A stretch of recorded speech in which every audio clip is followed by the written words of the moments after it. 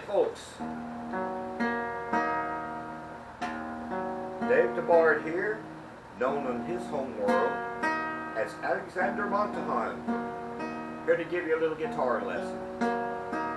Basic classical fingering I've used in all of my playing, practically.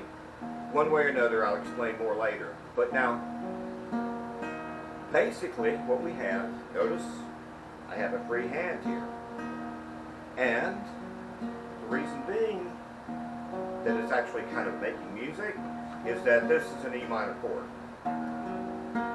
Guitar lessons start out so convoluted and bending your fingers in all kinds of different directions when the chord is right here in your hand. A forgotten art, it was saying. Some classical schools do this. But anyway, let's take a look at the classical fingering. Now the thumb is the thumb, alright? But in classical music, they're going to call these fingers the index I, well in English, M, middle, and the ring finger is a pulgar. That's from Spanish. Don't ask. You can look that one up. But anyway, your ring finger, just imagine, if you will, that somebody accidentally dropped the little slash on the R, or somebody typing got lazy maybe. But anyway, I, M, P.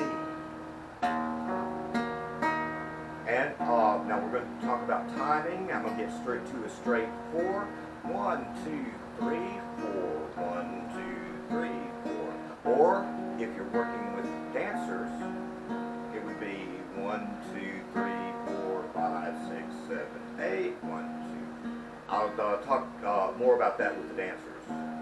But anyway, a song of mine would be in a slow 6/8. Now that can be, well, first of all, let's play it. Notice I'm just reversing. Alright? Now, dancers, because I do like to stretch things out, we call this 1, 2, 3, 4, 5, 6. 1, 2, 3, 4, 5, 6. But most musicians, when you're dealing with a, oh goodness, I forget the term, we're going to leave